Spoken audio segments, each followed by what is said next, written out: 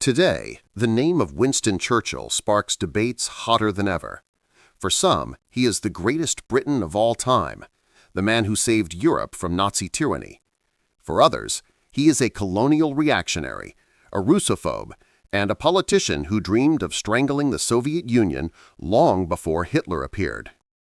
In this video, we will examine why Churchill came to power at a moment of global crisis, what role he played in the war against Hitler, what his real attitude toward the USSR and Stalin was, and whether he truly deserves the title of the greatest Briton or if that is a political myth.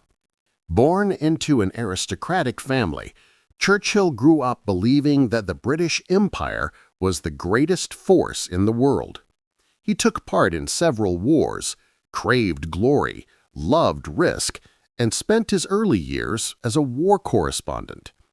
Even then, the traits that would later make him such a controversial figure were already visible: a love of war as an instrument of politics, an unshakable belief in the superiority of the British Empire, a deep distrust of Russia, first imperial, then Soviet. Churchill held high-ranking positions: Home Secretary, First Lord of the Admiralty, Chancellor of the Exchequer. But his views were often considered too aggressive. He supported harsh colonial measures in India and advocated the use of force to preserve the empire. In the 1920s and 1930s, he found himself in political isolation. It was during this period that he actively warned about the threat of Hitler, but almost no one believed him. Few people know that at the same time he was proposing a new crusade against the Soviet Union.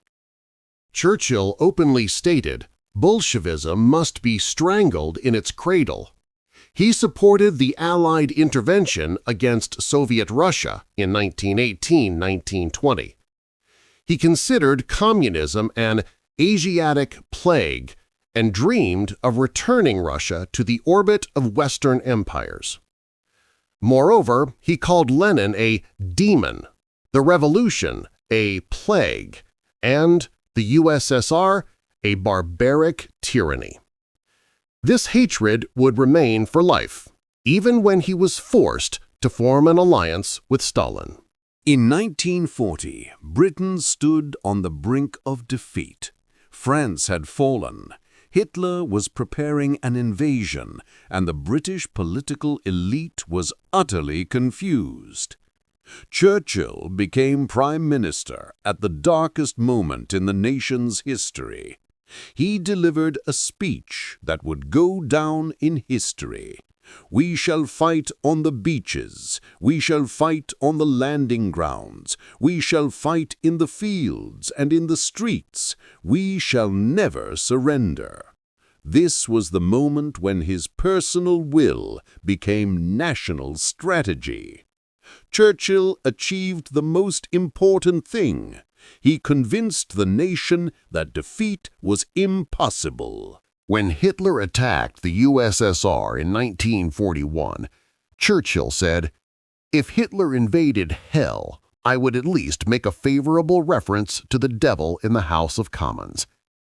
He understood that without the USSR, the war could not be won. But did he respect Stalin? No. Did he trust him? Also no. Still, he recognized the strategic necessity of the alliance. Under the pressure of Churchill and Roosevelt, the Second Front was eventually opened, although Churchill wanted to weaken the USSR and delayed the Normandy operation as long as possible.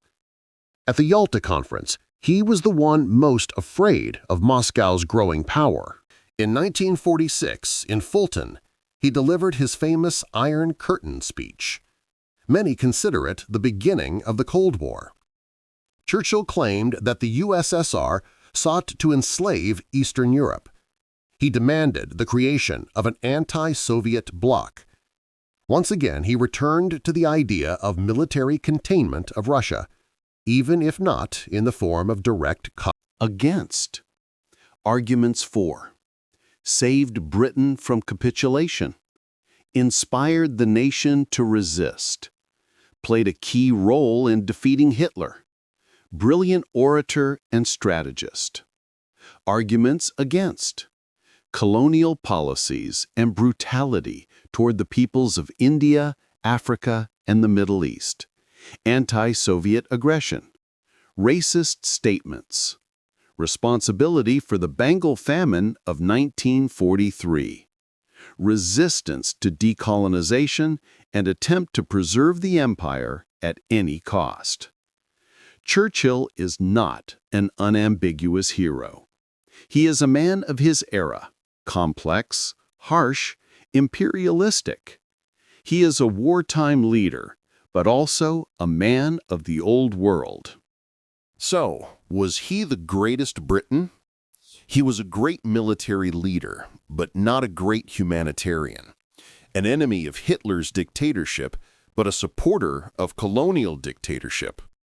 A skilled strategist, but a fierce opponent of the USSR. Churchill is a mirror of the 20th century. Greatness and cruelty, victory and prejudice, genius and the dark sides of power. And perhaps that is why his figure continues to provoke so much debate.